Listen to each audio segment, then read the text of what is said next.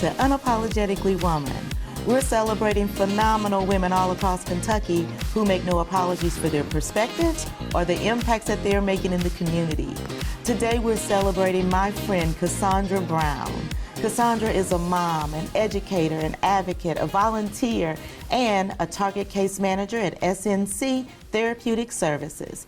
Unapologetically Woman, Cassandra Brown, that's you. Congratulations. Thank you so much. You're back at home. I am home, Sharon Price. I'm home.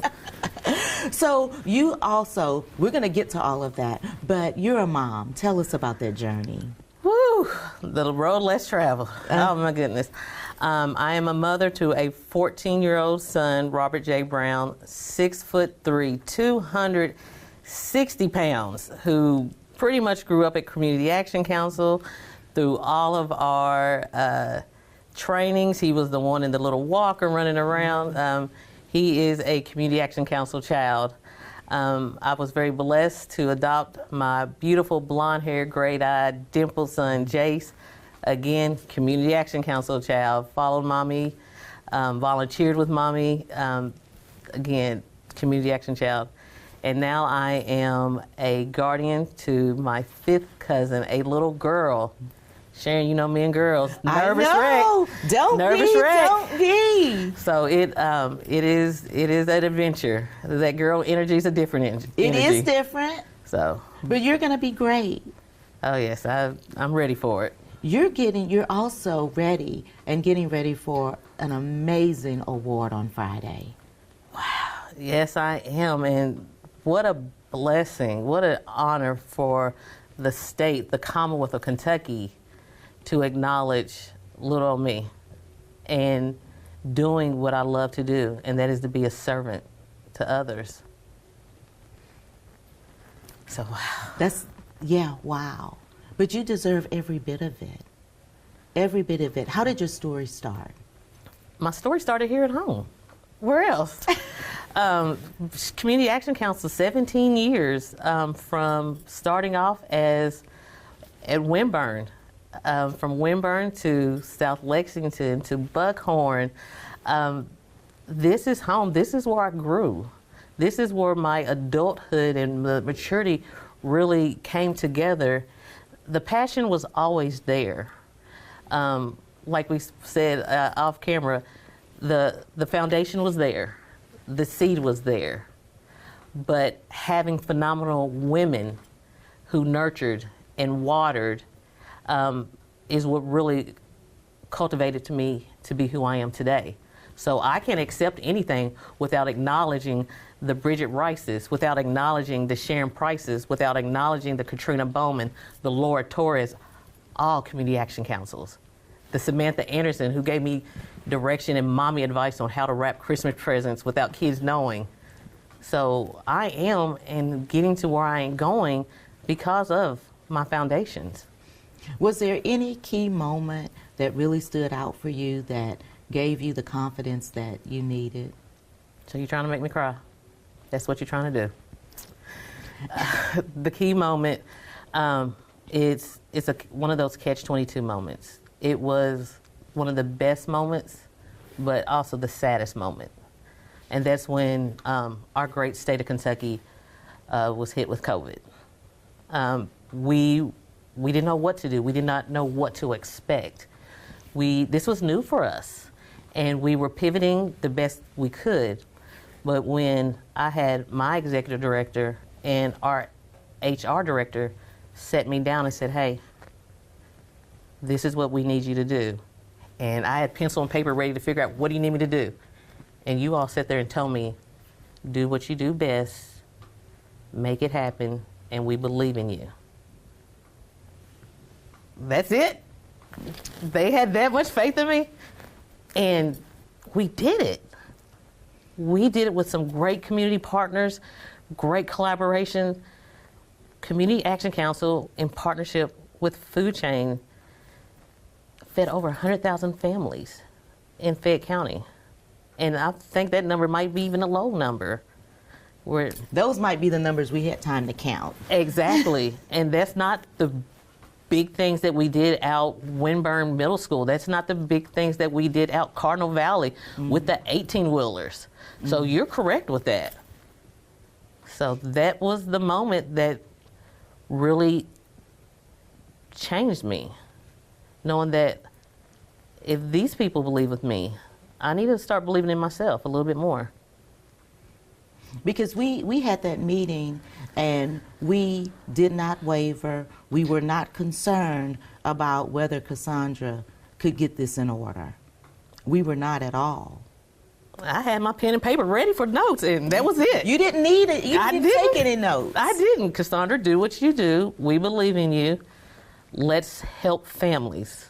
And that was it. And we did it. And so, but not only that, you believe in helping even if it's on the smallest level. Absolutely. And the smallest level for us at Community Action Council is a world of a difference to someone else. And we kept growing and growing from not just feeding families. We were ensuring seniors were checked on by making sure they were getting hot meals. Community Action Council did what we do best, and that's when we band together. We had the transportation team together. We had the home visitors together. We came together in a unified front and made things happen. We checked on our elderly 3 days a week. We made sure that they had access. We made sure we put eyes on them. And that's just the Community Action Council way. But also, a lot of it was, in a way, from you, through you. Because I remember families needing a place to stay and they had no furniture. But you did not stop until those people had a bed to lay on. Yes. And to rest at night. And you did that. You went out there and you made sure it happened. You know, we had furniture places calling us asking, you know, it's for Cassandra Brown. Well, she came over and she said that she needed this and we need to get it to her. And with no preparation, no asking, you know, is it okay, can I do this? You just did it because it needed to be done. Because you saw that somebody else needed something and you weren't going to stop until you got it. Now, that comes from a place deep in your heart that has to be realized. Yeah. It does. And it does. I think everybody deserves Maslow's hierarchy of needs. And everyone deserves a bed to lay down at night, food at their table, fresh clothes, and just someone who generally cares and someone generally listening. And we listen to hear and not listen to respond. And that's one of my main things that I do with working in any population. I'm going to let you talk, and I'm listening, and I'm going to catch on every little detail. And while you're talking, the synapses is going off. All right, so I could connect you to this person. I could connect you to that person. I believe generally we as human beings, we want to do good. We want to help. But a lot of times we don't know how to help. And I think I was put on this planet to help you figure out how you could help. Absolutely. And one of the things that you said to me off camera was you shouldn't be here because of your upbringing. Tell us about that. I was raised by my grandparents. Lost my mother by the time I was 7. And so if you look at statistics and talk about statistics, children who grow up without parents, not knowing who your father is, losing your mother. I lost my mother at 7 due to cancer. The #1 disease that take African American women. That's what took my mother. So if anybody should be one, that should be me. The little girl from the country town who didn't know her father and lost her mother, then ended up moving to the big city, didn't know anything about that, barely really knew the auntie that she moved in with, begged to come back to the country. Like, let's think about it. Let's really think about it. That is the recipe for, you know, someone not to Were you progress. trying to find your place, or were you looking, did you know what you were even looking for at that time? I really don't. My grandparents did an amazing job. They truly did. They kept my brother and I Christ first and foremost. I come from a strong village of great aunties. The 8th woman in my family to attend Kentucky State and graduate from Kentucky State. So education wasn't an option. You're going. You're going and get over there. You're going. Enter to learn, exit to serve. And again, that is all the ingredients of who I am. So for me, especially working with the population I work with today, failure is not an option, and I don't do excuses. And I say that with love.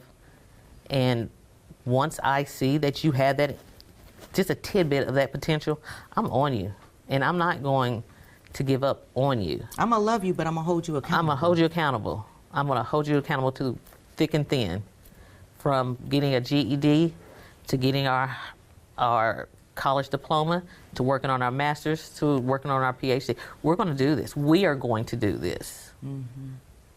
And I'm going to be with you every step of the way. What advice would you give to young girls and young women who are looking at you, because you are a role model to be looked up to? What kind of advice would you give them? My advice to them is, do not give up. Those that are in your ear telling you what you can and cannot do, prove them wrong. You stand your ground, you look them in their eye, and let them know who you are, what you stand for, and that you are, and have every capability to be the phenomenal woman that you are created for. So, you got this, sis. Congratulations. Thank you so much for being here today, Cassandra. Glad to be home, Sharon. Absolutely. You guys heard it from Cassandra Brown. Do whatever it takes. Don't listen to people that's in your ear, and just do what you want to do and what needs to be done. Continue to watch as we celebrate other phenomenal women just like Cassandra on Unapologetically Woman. We'll see you soon.